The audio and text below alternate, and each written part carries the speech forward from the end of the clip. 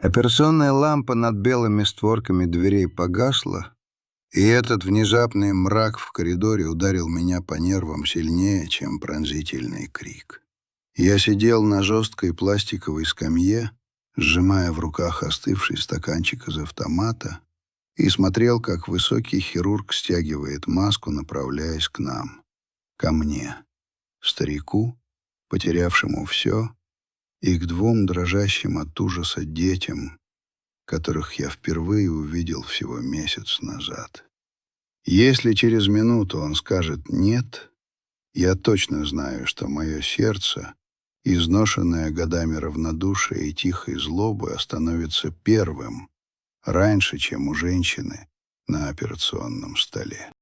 «Григорий Игнатьевич!» Голос врача звучал глухо, словно из-под воды. Я поднял голову. Рядом со мной, вцепившись в рукав моего дорогого кашемирового пальто, грязными, обкусанными пальцами сидела 12-летняя девочка, Катя. А чуть поодаль у стены сползал по кафелю ее брат Дима, парень лет 20, в глазах которого застыла такая взрослая, такая страшная мольба, что мне стало физически больно. Я смотрел на них и не мог поверить, что еще полгода назад этих людей для меня не существовало.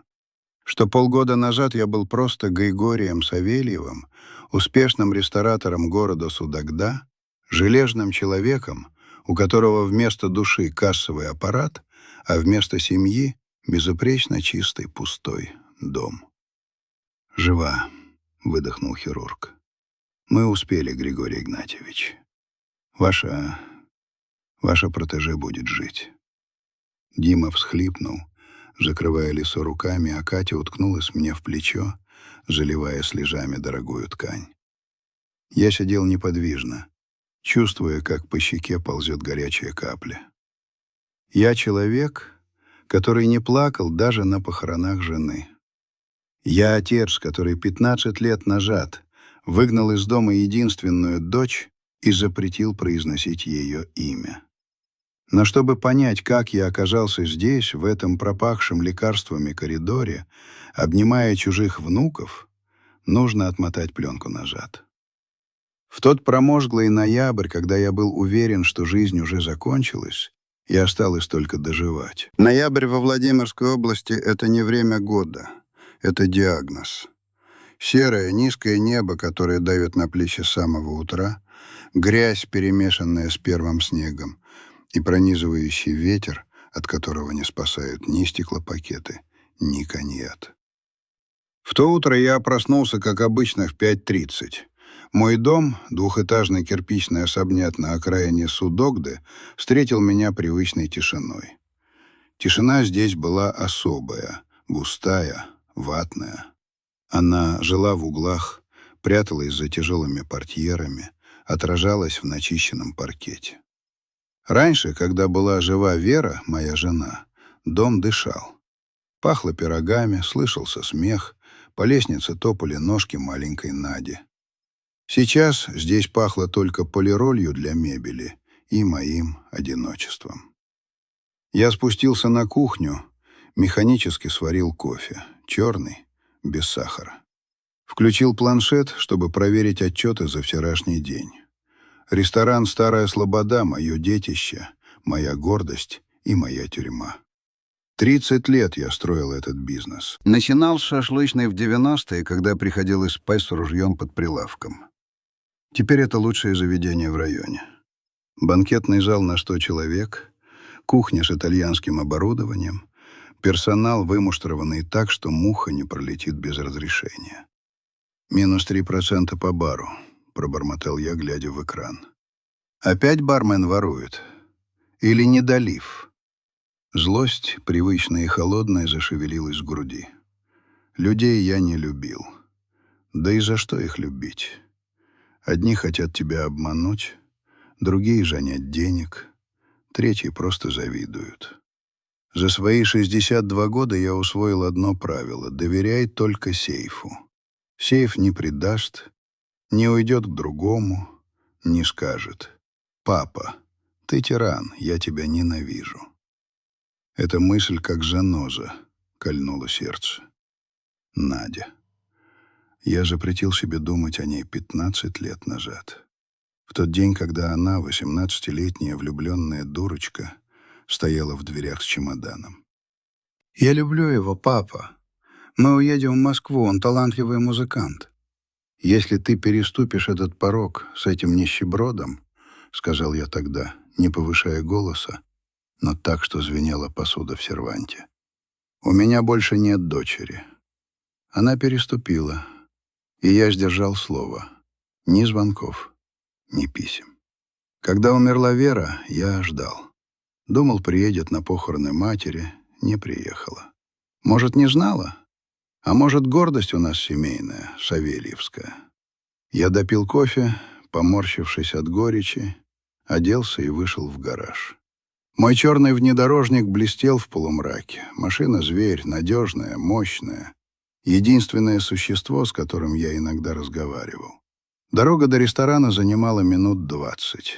Я ехал через центр, мимо обшарпанных хрущевок, мимо новой церкви с золотыми куполами, которые в такую погоду казались тусклыми и серыми. Город просыпался неохотно.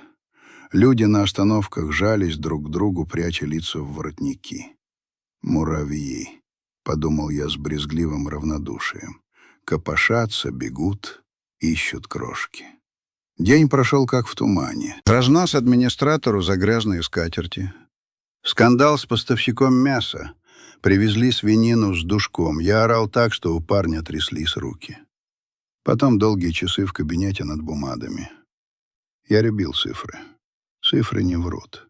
Дебет, кредит, сальдо. Все четко, все понятно. Вечером, когда стемнело, я поехал на оптовую базу сам. Не доверял я своим закупщикам.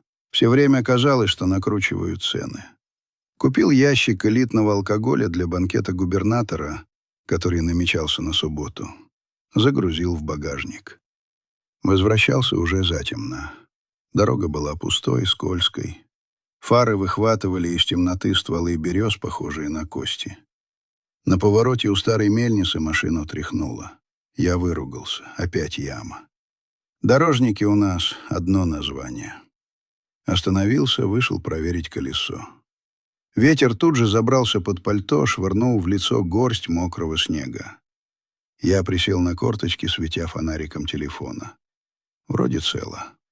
Встал, отряхнул колени, сел в машину и поехал дальше. Раздражение клокотало внутри. Почему я, владелец лучшего ресторана, должен сам ползать в грязи? Почему вокруг одни идиоты и бездельники? Только когда я вошел в свой кабинет в ресторане и полез во внутренний карман за бумажником, чтобы убрать чеки, меня прошиб холодный пот. Карман был пуст. Я ощупал пальто. Пусто. Брюки. Пусто. В бумажнике было 200 тысяч рублей. Наличка для расчетов с черными поставщиками. Но черт с ними, с деньгами. Там были права, паспорт и, самое главное, маленькая фотография Веры. Единственная, которую я носил с собой. Та, где она молодая, смеется, сидя на стоге сена. Я вылетел из ресторана, прыгнул в машину и помчался обратно к мельнице. Сердце колотилось, как бешеное. Я ползал по грязной обочине с фонарем полчаса. Перепачкал костюм, замерз, как собака. Ничего. Только грязь, следы шин и пустота. Кто-то подобрал. Пока я ехал эти 20 минут, кто-то проехал и подобрал. «Твари!» — прорычал я, пиная колесо. «Воры!» «Что вам эти деньги поперек горла встали?» Я вернулся в ресторан злой как черт. Администратор Люда, увидев меня, вжалась в стену. Я прошел в кабинет, налил себе полстакана виски и выпил залпом. Все. Нет больше Веры. Даже фотографии не осталось. Словно судьба решила окончательно стереть все, что было в моей жизни светлого. Следующие 2 дня я был невыносим. Я уволил официанта за пятна на рубашке, оштрафовал повара за пересоленный суп. Я ходил по залу, как тигр в клетке, и искал, на ком сорвать злость. Потеря бумажника жгла меня не жадностью, а чувством уязвимости. Я, Григорий Савельев, который все контролирует, оказался лопухом. Потерял лицо. Был вечер среды. В зале сидело всего 3 столика. Играла тихая музыка, что-то из джаза. Я стоял у барной стойки, проверяя накладные, когда входная дверь звякнула колокольчиком. Я поднял глаза и поморщился. В дверях стояла девчонка. Лет 15, не больше. Худенькая, в каком-то нелепом, явно с чужого плеча коричневом пальто, которое было ей велико. На ногах стоптанные ботинки, из которых торчали шерстяные носки. Голова повязана платком, как у старушки. Типичная попрошайка. Или цыганка. Сейчас начнет. «Дяденька, дайте на хлебушек». Я уже открыл рот, чтобы рявкнуть охране «уберите это», но девчонка сделала шаг вперед. Она не смотрела в пол, как обычно делают попрошайки. Она смотрела прямо на меня. Глаза у нее были огромные, серые, и в них не было страха. Была усталость и какая-то странная решимость. Она подошла к стойке. Люди за столиками замолчали, уставившись на нее. Она не вписывалась в интерьер старой слободы с ее бархатом и золотом так же, как трактор не вписывается в балетный класс. «Добрый вечер». Голос у нее был тихий, но твердый. «Мы не подаем», — отрезал я, даже не глядя на нее. «Выход там». Она не шелохнулась. Медленно расстегнула верхнюю пуговицу пальто, сунула руку за пазуху и вытащила мой бумажник. Брязный, в засохшей глине, но это был он. Кожа крокодила, золотая застежка. У меня перехватило дыхание. Она положила его на лакированную поверхность стойки. «Вы потеряли на повороте у мельничного ручья», — сказала она. «Я там шла. Видела, как вы уехали. Он в грязи лежал». Я смотрел на бумажник, потом на нее. В голове не укладывалось. «Ты открывала его?» «Да», — честно ответила она. «Я искала документы, чтобы узнать, чей он. Там визитка была. Ресторан «Старая Слобода». Я схватил бумажник. Руки дрожали. Открыл. Деньги. Пачка 5000-ных купюр лежала нетронутой. Карты, права и фотография Веры. Все было на месте. Я поднял на нее глаза. «В моем мире так не бывает.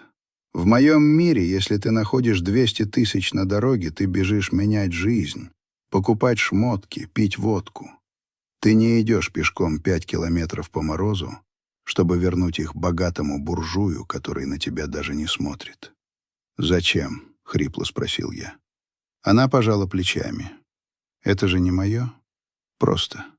Как выстрел. Это не мое». Я почувствовал, как краска стыда заливает мне шею. Я, старый дурак, только что хотел выгнать ее на мороз. «Как тебя зовут?» — спросил я, выходя из-за стойки. «Лена. Елена Ковалева». «Лена», — я повертел бумажник в руках. «Ты знаешь, сколько здесь денег?» «Знаю». Она опустила глаза. «Много». «И тебе не хотелось взять? Ну, хоть немного?» Она помолчала. «Хотелось», — тихо сказала она, и эта честность поразила меня больше всего. «У меня дрова кончаются, и крыша течет. Этих денег хватило бы, чтобы дом отремонтировать и зиму пережить. И еще осталось бы». «Так почему не взяла?» Она снова подняла на меня свои серые прожекторы. «Отец говорил, чужое добро впрок не пойдет. Если возьмешь, потеряешь вдвое больше. А у меня и так терять уже нечего, кроме совести». Эти слова ударили меня под дых. Терять нечего, кроме совести. Кто сейчас так говорит? Я достал из бумажника 2 5000-ные купюры. Возьми. Это тебе. За находку». Она отшатнулась. «Нет, не надо. Я не за деньги принесла». «Бери, дура!» — рявкнул я, по привычке повышая голос, но тут же осекся. «Бери, — говорю, — это честно, награда. Купишь дрова». Она посмотрела на деньги с сомнением, потом осторожно взяла одну купюру. 5000 хватит, спасибо. Бери вторую. Нет, это много. До свидания». Она развернулась и пошла к выходу. Прямая спина, гордо поднятая голова в этом нелепом платке. Я стоял и смотрел ей вслед. В груди ворочалось странное чувство, словно лед, который сковывал меня годами, дал трещину. «Стой!» — крикнул я. Она остановилась у двери. «Ты где живешь?» «В Заречье, на улице Лесной». «Сирота?» — она кивнула. «Родители погибли полгода назад. Авария. Полгода назад. Совсем ребенок. Одна. Зимой».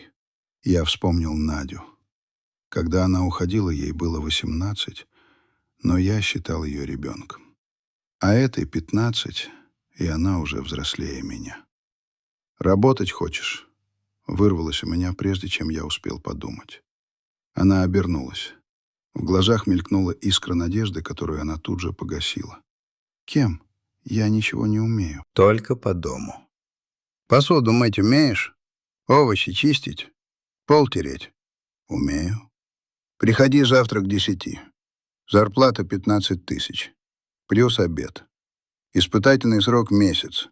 Справишься — подниму». Она смотрела на меня, не веря своим ушам. Вы серьезно?» «Я никогда не шучу, когда дело касается денег», — буркнул я. «И запомни, Лена Ковалева, я воровства не терплю. Увижу, что кусок хлеба спрятала — выледишь». «Я не ворую», — тихо ответила она. «Спасибо вам. Большое спасибо». Она вышла в ночь, а я остался стоять посреди зала, сжимая бумажник. Мне почему-то казалось, что вернули мне не деньги. Вернули мне что-то другое, что я потерял гораздо раньше, чем на той дороге у мельницы. Лена пришла ровно в 9:45. В том же пальто, но платок сменила на аккуратную шапочку. Я передал ее шеф-повару, Арсену, здоровенному армянину с сердцем таким же большим, как его живот. «Вот», — сказал я, — «стажерка. Гоняй, как Сидорову, козу. Но чтоб не обижал». Первую неделю я наблюдал за ней по камерам. Я ждал подвоха. Не может быть человек таким идеальным.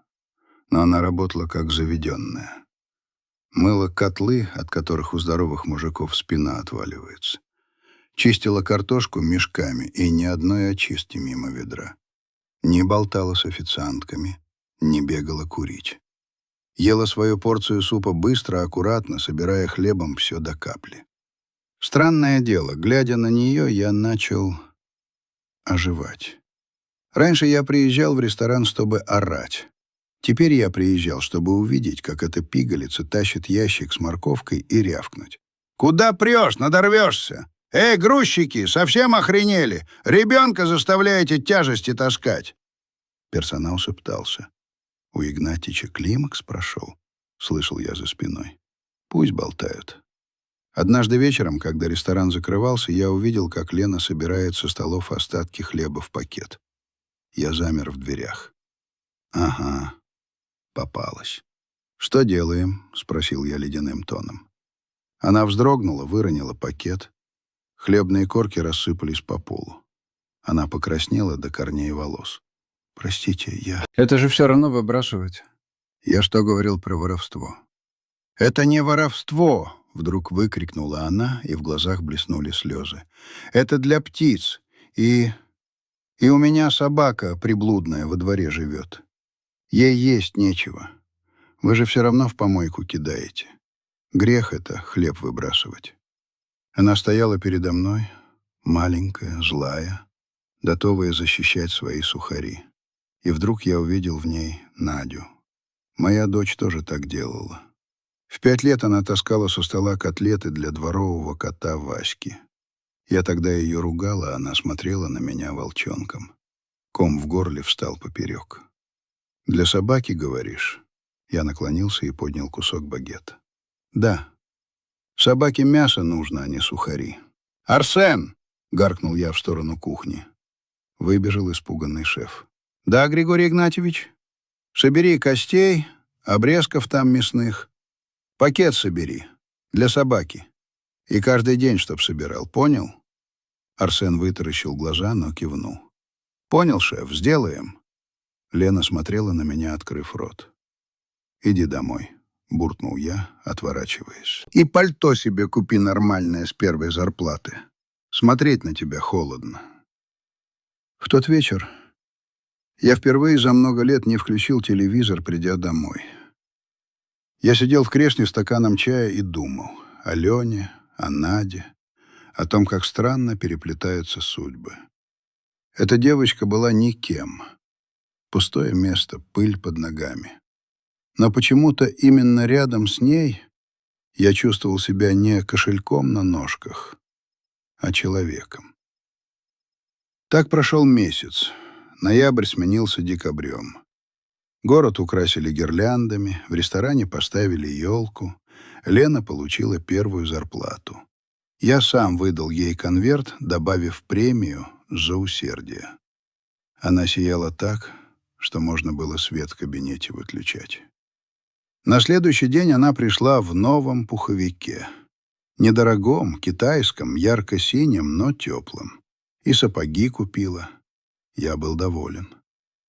Казалось, жизнь вошла в колею.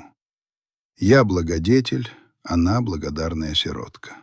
Сюжет для рождественской сказки. Но сказки кончаются быстро. В середине декабря я заметил перемену. Лена осунулась, под глазами залегли тени. Она стала рассеянной, роняла тарелки. Улыбка, которая начала появляться на ее лице, исчезла. Она снова стала похожа на загнанного зверька. Сначала я думал, устала, потом заболела. А потом за 3 дня до Нового года она постучала в мой кабинет. «Войдите», — сказал я, не отрываясь от монитора. Она вошла и встала у двери. Теребила край пуховика. «Григорий Игнатьевич, можно вас попросить?» «О чем? Выходной нужен?» «Нет, мне нужен аванс». Я поднял брови. «Ты получила зарплату неделю назад. Куда дела? На пуховик все спустила?» «Нет, мне нужно много». «Сколько много?» Она набрала в грудь воздуха, как перед прыжком в ледяную воду. 300 тысяч. Я поперхнулся кофе. «Сколько?» 300 тысяч рублей. Я откинулся в кресле и внимательно посмотрел на нее. «Лена, ты в своем уме? Ты знаешь, сколько тебе работать надо за эти деньги? 2 года бесплатно. Ты во что вляпалась? Кредиты? Игровые автоматы? Или парень появился, Альфонс?» «Нет», — она замотала головой. Слезы брызнули из глаз. «Это не мне, это соседям». «Каким к черту соседям?» И тут ее прорвало. Она начала говорить быстро, сбивчиво, глотая слова.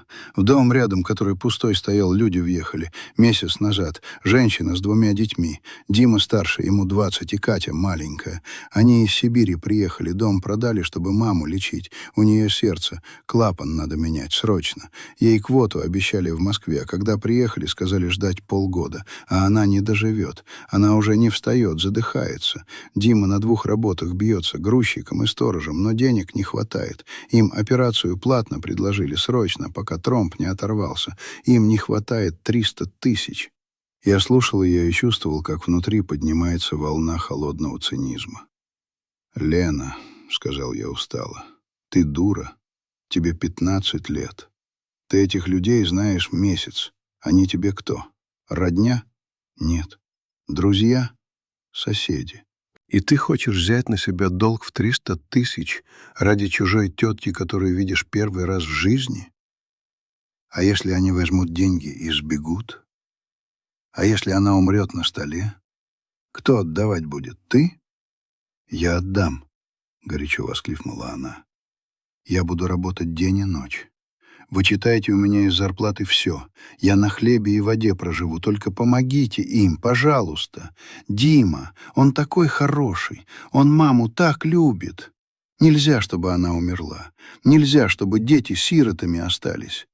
Я знаю, как это, когда мамы нет. Она замолчала, опустив голову. Плечи ее тряслись. Я смотрел на нее и видел себя. Себя 30-летнего, когда моя Вера умирала от рака, а я бегал по врачам, совал взятки, продавал машину, лишь бы продлить ей жизнь хоть на месяц. Я помнил этот страх, этот липкий ужас потери. И я видел в Лене то, чего не было во мне. Жертвенность. Она готова была продать себя в рабство ради чужих людей. Святая простота, подумал я. Или великая душа. Я открыл сейф, достал пачку денег. Здесь 350. Лена подняла заплаканное лицо. Вы даете? Я не даю. Я покупаю себе спокойствие, чтобы ты не рыдала мне тут и тарелки не била. Я швырнул пачку на стол. Бери. И чтобы я больше ни слова не слышал про твоих соседей.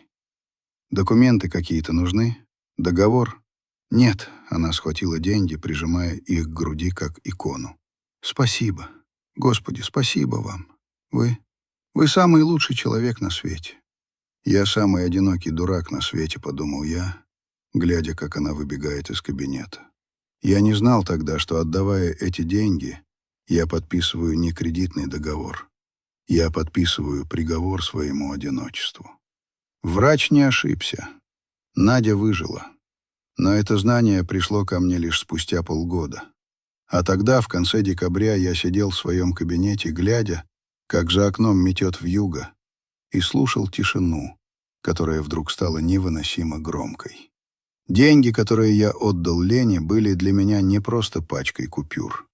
Это была плата за шанс почувствовать себя живым хотя бы на мгновение. На следующий день Лена не вышла на работу. И через день тоже. Тревога, липкая и холодная, как болотная жижа, начала подниматься во мне.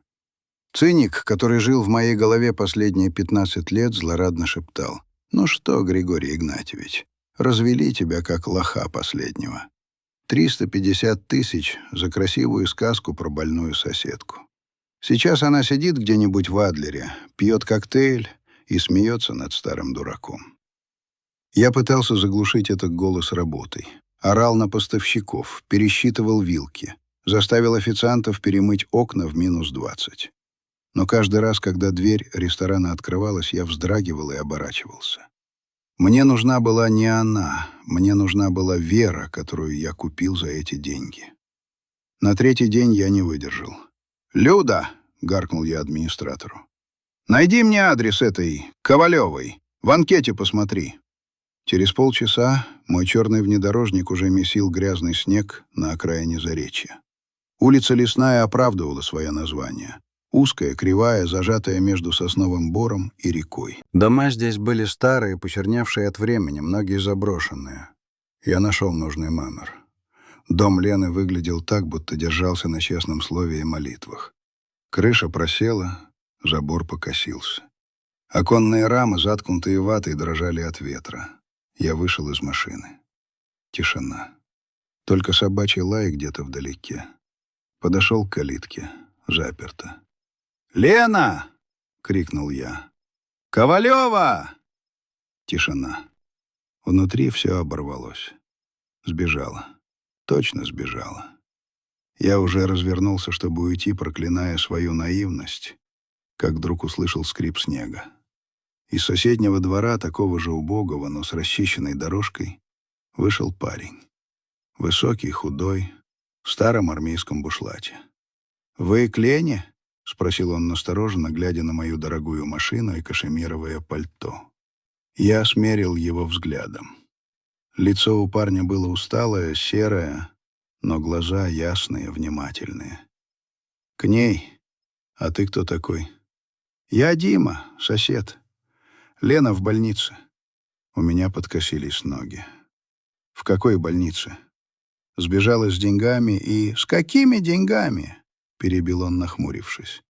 Она у мамы моей сидит, в реанимации. Маму увезли 3 дня назад, сразу как только деньги появились. Лена с нами поехала. Она сказала, что вы ей отпуск дали. Я замер. Ветер швырнул мне в лицо горсть колючего снега. «Она с вами?» «Да. Она Катю успокаивает, сестру мою. И маму за руку держала, пока наркоз не подействовал. Слушайте». Он шагнул ко мне, и в его голосе зазвучала сталь.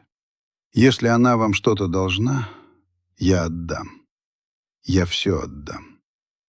Я сейчас на лесопилку устроился, в ночную. Только не трогайте ее. Она святая». Я смотрел на этого парня, готового защищать девчонку от богатого папика, и чувствовал, как ком в горле становится невыносимым. Он не знал. Лена ему не сказала, что это я дал деньги. Она, видимо, соврала, что накопила или заняла у банка. Она выгородила меня, старого мизантропа, даже здесь. «В какой больнице?» — хрипло спросил я. «В областной, во Владимире. Кардиоцентр». Я молча развернулся, сел в машину и ударил по газам. До Владимира я долетел за 40 минут, нарушив все возможные правила.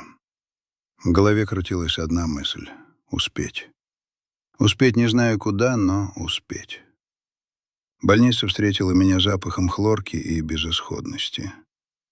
Я нашел кардиологическое отделение. В коридоре на тех самых пластиковых стульях сидела она, Лена. Она спала, свернувшись калачиком, положив голову на плечо спящей девочки. Катя. Рядом на полу сидел тот парень, Дима. Он, видимо, приехал на электричке и обогнал меня, пока я плутал по городу. Я остановился. Картина была такой мирной и такой страшной одновременно. 3 детей против смерти. Дима поднял голову и увидел меня. Он встал, осторожно, чтобы не разбудить сестру, подошел ко мне. «Вы зачем приехали?» — шепотом спросил он. Я сунул руку во внутренний карман пальто, достал бумажник, тот самый. Я хотел узнать, как операция. Идет? Уже 5 часов идет. Врачи говорят, шансов мало. Сердце изношено. Он помолчал, потом вдруг полез в карман своего бушлата. Мама просила передать. Она, когда сознание теряла в скорой, сунула мне это, сказала: «Если я умру, найди человека, который Лене помог. Отдай ему, он поймет». Он протянул мне маленький, завернутый в полиэтилен прямоугольник. Я взял его. Руки дрожали так, что я едва не выронил сверток. Развернул. Это была фотография. Черно-белая, с заломленным уголком. На ней молодой мужчина с густой шевелюрой и счастливой улыбкой держал на руках девочку с огромным белым бантом.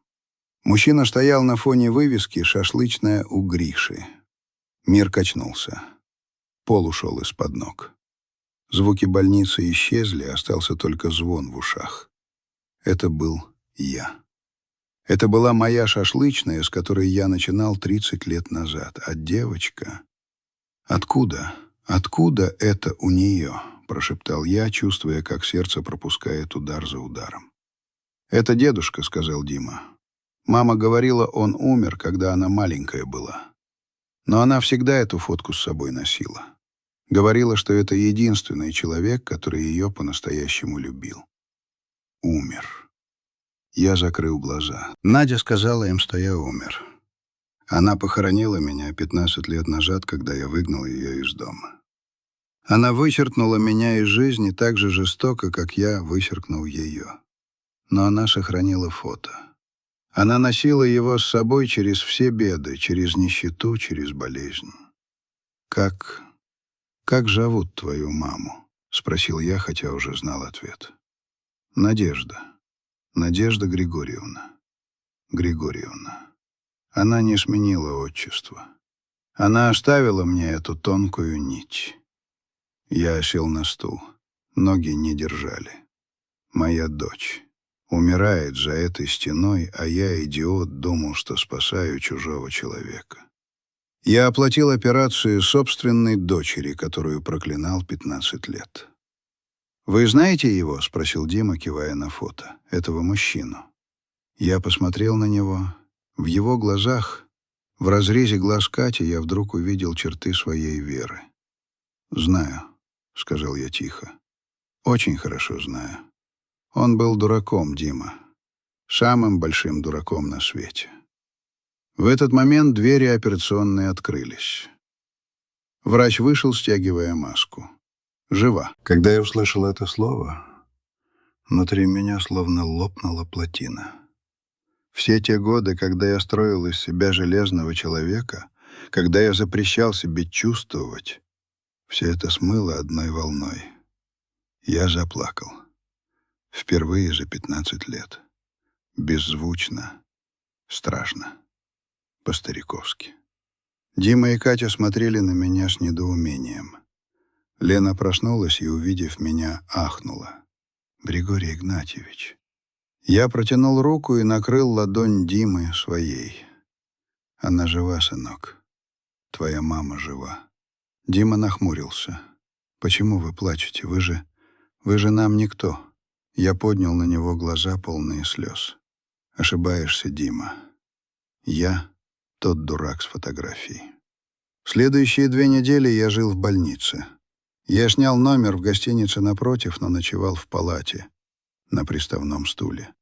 Врачи пытались меня выгнать, но куда там. Я купил отделению новый аппарат УЗИ, и меня оставили в покое. Надя пришла в себя на 3-е сутки. Я боялся этого момента больше всего на свете. Боялся увидеть в ее глазах ненависть. Когда она открыла глаза и увидела меня, она не удивилась, словно ждала. «Папа», — прошелестела она пересохшими губами. Я упал на колени перед ее кроватью, уткнулся лицом в простыню и рыдал, прося прощения. За все, за свою гордость, за жестокость, за потерянные годы. Она гладила меня по седой голове слабой рукой и шептала: «Ну все, все. Я тоже виновата. Я должна была вернуться, но мне было стыдно. Муж, он оказался таким, как ты и говорил. Бросил нас, когда Дима родился. Я боялась, ты скажешь, я же предупреждал». «Дура», — шептал я. «Глупая моя. Я бы все отдал, только бы ты вернулась». Лена все это время была рядом. Она стала нашим ангелом-хранителем. Она бегала в аптеку, кормила Катю, успокаивала Диму, который ходил оглушенный новостью о том, что богатый дядька — его дед. Когда Надю выписали, я забрал их всех к себе. В свой огромный пустой дом, который вдруг стал тесным от голосов, сумок и жизни. Дима сначала дичился, называл меня по имени-отчеству, но я видел, как он с интересом разглядывает мои инструменты в гараже. Катя освоилась быстрее. Через 2 дня она уже каталась по перилам лестницы, а я орал: «Осторожнее!» Но уже не со злостью, а со страхом за нее. А Лена собиралась уйти. В тот вечер, когда мы привезли Надю домой, она стояла в прихожей, одетая в свое старое пальто. Пуховик она отдала Кате, пока та не купила новый. «Ну, я пойду», — сказала она тихо. «Вам теперь семьей надо побыть». Я подошел к ней. «Куда ты пойдешь? В свою развалюху?» «Домой», — она улыбнулась грустно. «У меня там собака, и дрова еще остались». «Нет у тебя там дома», — сказал я твердо. «Твой дом здесь». «Григорий Игнатьевич, это неудобно. Я же чужая». «Чужая?» Я взял ее за плечи и развернул к зеркалу в прихожей. В отражении мы стояли рядом. Я, седой старик, и она, маленькая, худенькая девочка с глазами, в которых плескалась вечность. «Посмотри, ты видишь чужих? Я вижу дочь. Вторую дочь, которую мне Бог послал, чтобы первую вернуть. Она заплакала. И я обнял ее, как обнимал бы Надю в детстве. Прошел год. Ресторан «Старая Слобода» гудел как улей. Сегодня мы закрыты на спецобслуживание. Свадьба. Я сидел во главе стола, чувствуя, как крахмальный воротник немного жмет шею, но мне было плевать. Я смотрел на них. На Диму, красивого, в строгом костюме, который смотрел на невесту так, словно она была единственным чудом света. На Лену, в белом платье, сияющую, счастливую. Они поженились. Как-то само собой вышло. Дима помогал ей с учебой, я заставил ее поступить в колледж, провожал домой, и вот. Рядом со мной сидела Надя. Здоровая, красивая, с румянцем на щеках. Она смеялась над шуткой Арсена, который выносил свой фирменный шашлык у Гриши. Мы вернули это блюдо в меню в память о начале. Катя носилась между столами с фотоаппаратом, командуя гостями. Я взял микрофон. Зал затих. «Друзья», — сказал я, и голос мой дрогнул. «Я не умею говорить тосты. Я умею считать деньги и ругаться. Но сегодня я хочу сказать про другое. Говорят, что нельзя войти в одну реку дважды. Врут. Можно, если у тебя есть проводник». Я посмотрел на Лену. 1,5 года назад в этот зал вошла маленькая девочка и положила на стол мой кошелек. Я думал, она вернула мне деньги. Я ошибался. Она вернула мне сердце. Она вернула мне дочь. Она вернула мне жизнь. Я поднял бокал. За Лену. За мою внучку. И за то, чтобы мы никогда не теряли самого главного — дороги домой. Зал взорвался аплодисментами. Лена спрятала лицо на груди у Димы, а Надя сжала мою руку под столом. Я посмотрел в огромное зеркало на стене. Оттуда на меня смотрел не железный человек, не одинокий волк. Оттуда смотрел счастливый старик, окруженный семьей. И эхо в пустом зале наконец-то стихло.